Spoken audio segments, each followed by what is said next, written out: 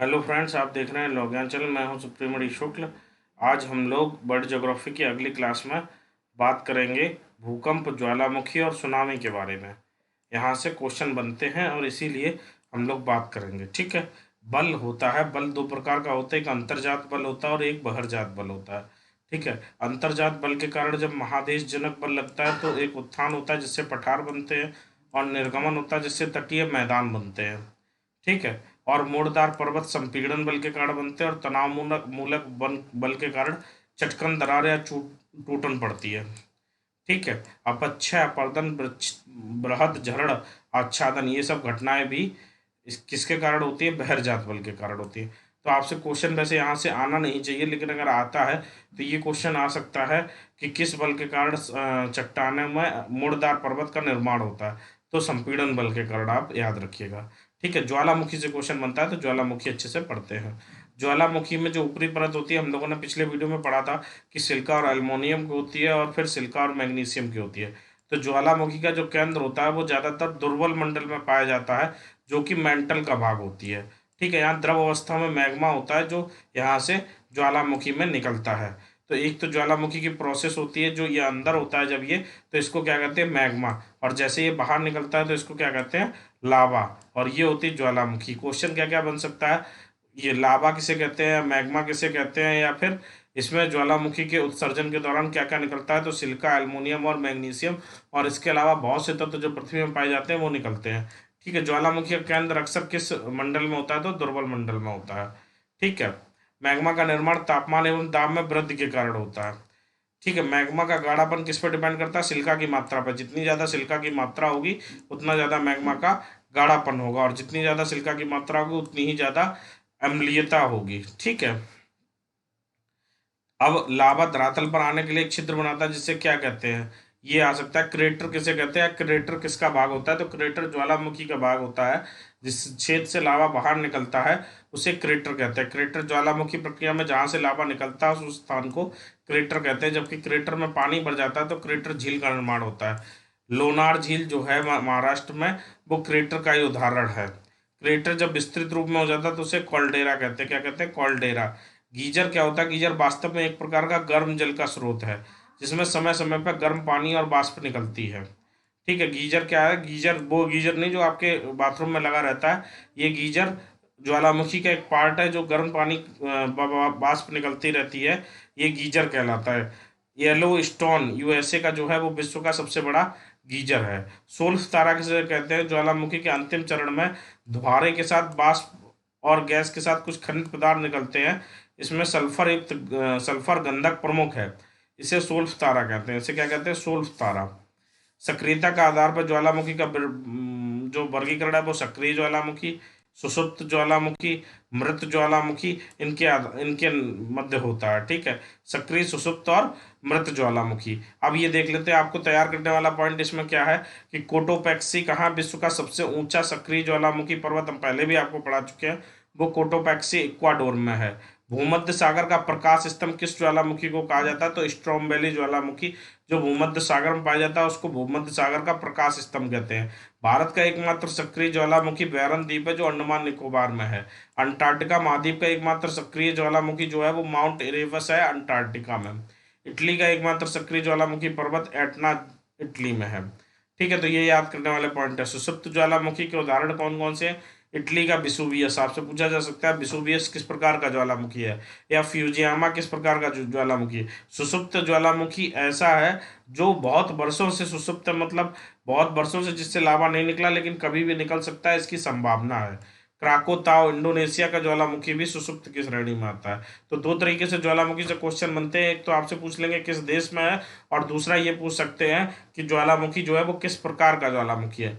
मृत ज्वालामुखी, जिससे भविष्य में लावा निकलने की कोई संभावना नहीं है और कई वर्षों से निकला भी नहीं है, तो चिम्बारो इक्वाडोर में है।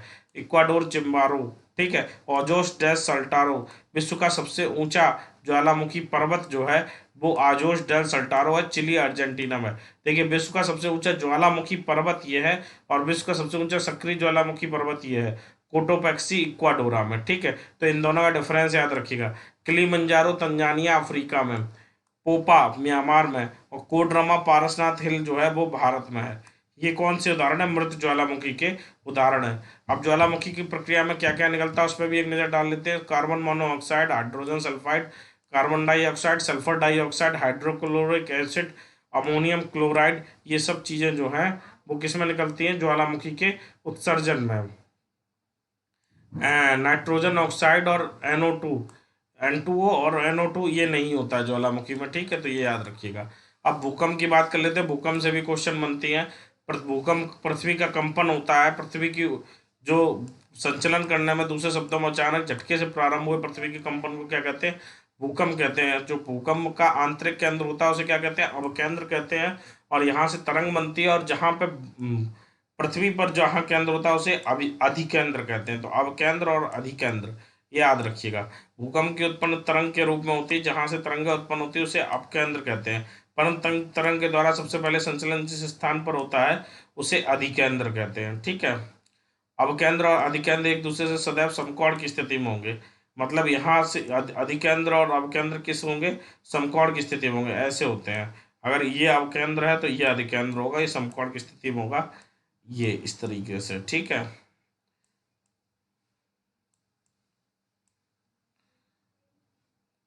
पी तरंगे क्या होती है? प्राथमिक तरंगे होती हैं। ये अनुदैर्घ्य अंतरंग की भांति व्यवहार करती हैं। इनकी गति एस से अधिक और सर्वाधिक होती है। इनकी तीव्रता सबसे कम होती है। तीन माध्यम ठोस, द्रव व गैस में चलती हैं। एस तरंगे जब अनुप्रस्थ तरंग की भांति व्यवहार करती है, इनकी गति पी से कम होती है और तीव्रता पी से अधिक होती है। उदाहरण जल तरंग या रस्सी तरंग। और एल तरंगे, इन तरंगों की खोज M.D. लव नामक वैज्ञानिक के द्वारा की गई।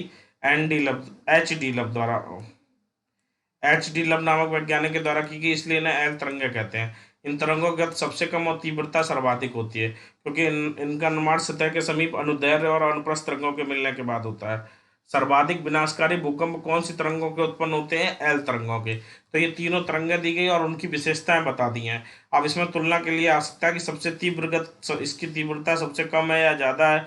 आपसे पूछा जा सकता है किस तरंग की तीव्रता सबसे कम है या ज्यादा है। तो ऐसे पी, एस और एल के तीनों लक्षण आप याद कर लीजिए, कौन किससे तेज है कौन किससे धीमे है, ये भी याद कर लीजिए। एल तरंगे सबसे विनाशकारी होती है और एल तरंगों का खोजकर्ता कौन है?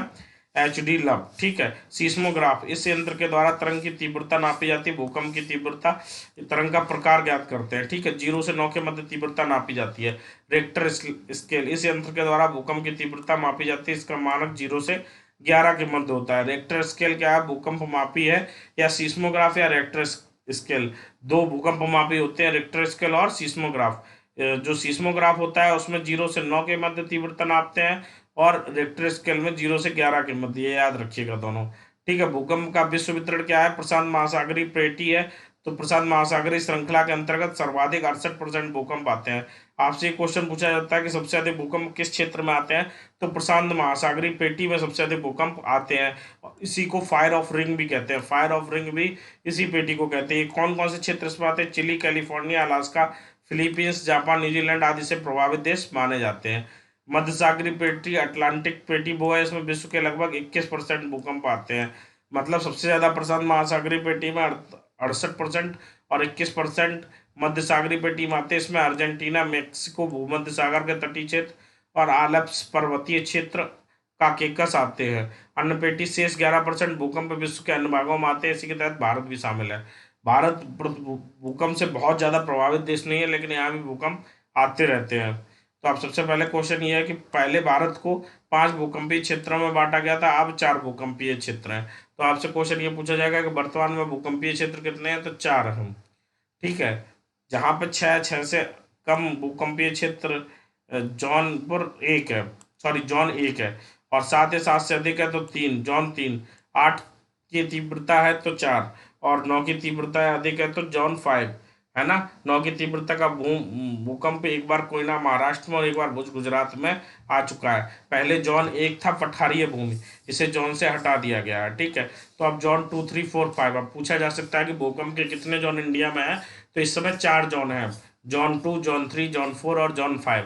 जॉन 1 को खत्म कर दिया गया है, ठीक है। चट्टान से क्वेश्चन आ सकता है, चट्टान के प्रकार के बारे में। बहा आग्नेय चट्टान, आग्नेय अवसादी और रूपांतरित चट्टान। और अंतर्वेदी चट्टान कौन सी होती है? फेकोलिक, लैकोलिक, लैपोलिथ और सिग और डाइक, ठीक है। आग्नेय चट्टान कौन नहीं है? लावा, जो लावा निकलता है ज्वालामुखी से उसके शीतलीकरण मतलब उसके ठंडा हो जाने के पश्चात जिन चट्टानों का निर्माण होता है उन्हें आग्नेय चट्टान कहते हैं।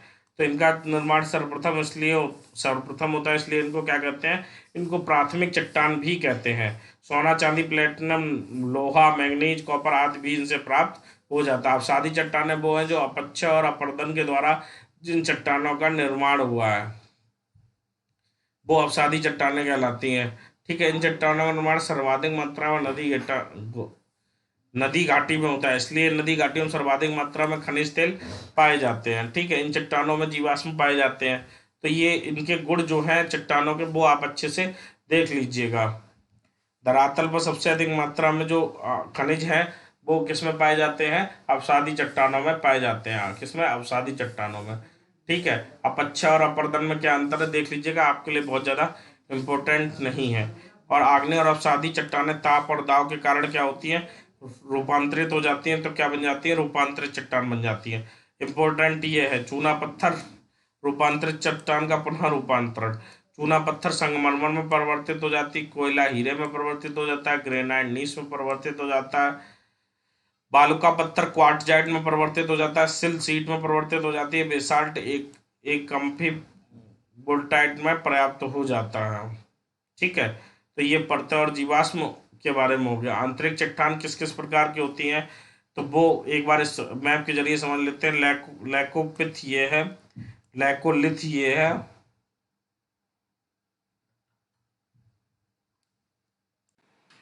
लैकोपिथ मैग्मा जब अंदर की परतों में ही लहरनुमा आकृति अर्थात अवनति और अवनित के रूप में जम जाता है तो इस संरचना को लैकोपिथ कहते हैं। इस तरीके से मैग्मा के लंबवत जमाव को डाइक कहते हैं। डाइक लंबवत जमाव जो होता है, जैसे ऐसे जम गया तो इसको क्या कहते हैं, डाइक कहते हैं।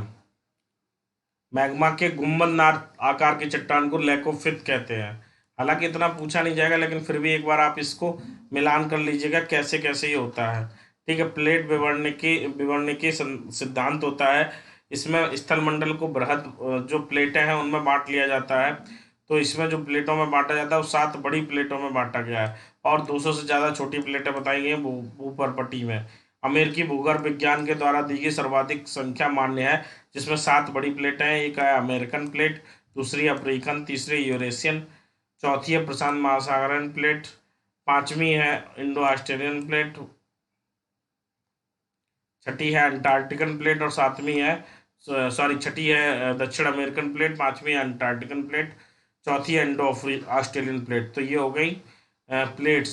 ठीक है, जो 7 बड़ी प्लेटों में बांटा गया। आपसे ये पूछा जा सकता है कि कितनी बड़ी प्लेटों में बांटा गया, तो 7 बड़ी प्लेटों में। ठीक है, प्रशांत महासागरीय प्लेट जो है वो केवल महासागरीय कष्ट से मिलकर बनी है, बाकी सब में स्थल और जल दोनों है। तो ये भी पूछा जा सकता है कि केवल जो प्लेटों में बांटा गया है उसमें सबसे ज़्यादा अलग से जो प्लेट है जिसमें केवल जलमंडल है तो वो प्रशांत महासागरीय प्लेट है। ठीक है, प्लेटों का संचलन भी होता है, अपसारी संचलन होता है, मतलब डाइवर्जमेंट मूवमेंट होता है, अपसारी भी होता है दोनों इधर और इधर, और समांतर संचलन भी होता है एक साथ ऊपर या एक साथ साइड में। तो ये सभी प्लेटों के संचलन की तरीके हैं।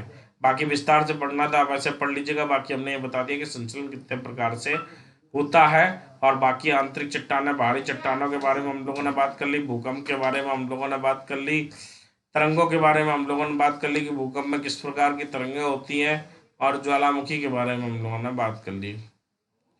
धन्यवाद, मिलेंगे अगले लेक्चर में फिर और अच्छी तैयारी के साथ। और अच्छी तैयारी आपकी कराने के लिए धन्यवाद।